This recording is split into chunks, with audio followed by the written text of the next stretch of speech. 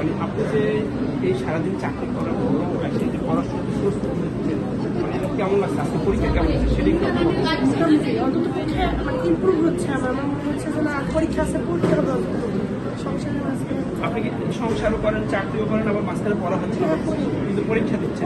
আপনি কি আমাদের সিলেবাসটা ফলো করেন? আমরা যে সিলেবাসটা সেই ওইটুকুই পড়ি, আমি মনে করি যে ওইটুকু করে পড়তে পড়তেই আমি আমাদের এটা তো বাংলাদেশের পড়াশোনা এখন এই মানে আপনার কতটুকু মানে ইয়ে আছে আজকে পরীক্ষার পরে কি মনে হচ্ছে আপনার যে এই প্রশ্ন মান, তারপর আমরা সামনে যে অগ্রসর হবো, এটা আপনার কাছে কেমন লাগছে? এটার মান অনেক অনেক ভালো, কারণ স্যার অনেক ব্যাখ্যা দিতে অনেক কোশ্চেন প্রথম পরীক্ষা হচ্ছে কম পাবো, তারপরে পরীক্ষাতে একটু বেশি পাবো, আজকে পরীক্ষাতে মোটামুটি বেশি পাবো, মানে আমার একটু উন্নতি হয়েছে। আপনি মনে করতেছেন যে আমি প্রথম যে পরীক্ষা দ্বিতীয় পরীক্ষা আজকে তৃতীয় পরীক্ষা আমার একটু হলেও ভালো হয়েছে? একটু না স্যার, অনেকটাই ভালো হয়েছে। তো যারা দেখছেন আমাদের এই লাইভটা, আমি বলবো পররাষ্ট্র মন্ত্রণালয়ে যারা পরীক্ষার প্রস্তুতি নিচ্ছে তাদের জন্য এই যে নিবার যে কথা শুনছি আমরা, আপনারা এইভাবে প্রস্তুতি নেন। আমরা যে আমাদের এই পররাষ্ট্র ব্যাচটা, আমরা স্পেশাল ব্যাচ, আপনারা জানেন যে এর আগে আমাদের সারা বাংলাদেশ থেকে 15 জন হয়েছে, তার ভিতরে ঢাকা বহুবাস থেকে 8 জন। তো আমরা সেই ধারাবাহিকতা বজায় রাখার জন্য সারা বাংলাদেশে যাতে ফার্স্ট হয় এবারও আমরা সেভাবে প্রস্তুতি নিচ্ছি। এর আগে কিন্তু আমরা এমসিকিউ পরীক্ষা নিই, এবারই প্রথম আমরা এমসিকিউ শুরু করেছি এবং আলহামদুলিল্লাহ সেটা পররাষ্ট্র মন্ত্রণালয় যারা চাকরি পেয়েছে নিচ্ছেন তারাই এটা পরিচালনা করতেছে। তো আমরা একটা ভালো কিছু আশা করি।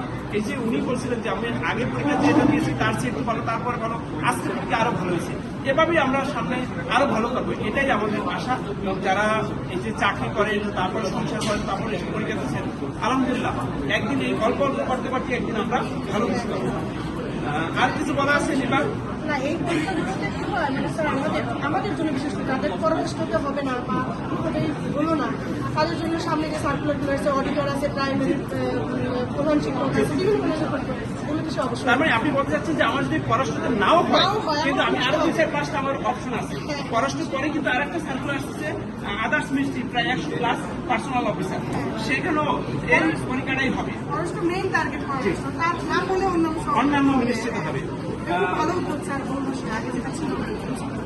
যেমনটা বলছিলেন আমাদের কুড়িগ্রাম জেলার নিবারানী গাঙ্গুলি, যে এটা খুব ভালো উদ্যোগ, যেমনটা আমাদের সময় ছিল না। তার মানে কি নিবা আরো অনেক আগের স্টুডেন্ট এখন আবার নতুন করে ভর্তি হয়ে আবার পররাষ্ট্রের জন্য লেখাপড়া শুরু করছেন।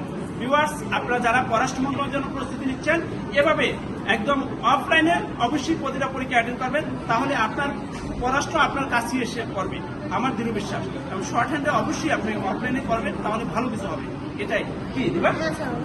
থ্যাংক ইউ আপনাদের সবাইকে। আর সুন্দর বসে সুন্দর পরিবেশে আসলে এমন মানুষ 5 বছর আগে চাকরি হয়ে গেছে, তারপরে মায়ের টানে আবার 5 বছর পর এই বেঞ্চে মনে হয় যে বেঞ্চে বসে থাকলেই আমার চাকরি হবে। আলহামদুলিল্লাহ, নিপা কিন্তু বলছিল যে আমি 5 বছর আগে চাকরি নিয়ে গেছি, কিন্তু এখন ঢাকা বহুবাসীর পরিবেশ এত সুন্দর যে এখানে বসলেই চাকরি হয়, বেঞ্চে বসে থাকলেই চাকরি হয়, বেঞ্চে বসে থাকলেই চাকরি হয়, এমনটাই বলছিল। আসলে এখানে এই দীর্ঘ বছর যারা ভর্তি হয়েছে সবার চাকরি হয়েছে, এখানে কেউ ফেল নাই। তবে এখন পররাষ্ট্র মন্ত্রণালয় সারা বাংলাদেশে ফার্স্ট হয়েছে, এবারও আমাদের আশা আছে আমরা ভালো কিছু করবো, এই আশা নিয়ে আমরা সামনে অবশ্যই করছি। ভিউয়ার্স, আপনারা সবাই ভালো থাকেন। নিপা একটা কথা বলছিল, একবার এসে দেখে যান ঢাকা বহুবাসীর পরিবেশটা কেমন, এবং এখানে পরীক্ষাগুলো যারা নিচ্ছেন, ক্লাসগুলো নিচ্ছেন যারা ঢাকা ইউনিভার্সিটি, জাহাঙ্গীরনগর ইউনিভার্সিটি, তাদেরকে একবার এসে দেখে যান। ভিউয়ার্স, ভালো থাকবেন, দেখা হবে নিবার বিজয়ে, সেই দিন আবার কথা হবে। আসসালামু আলাইকুম।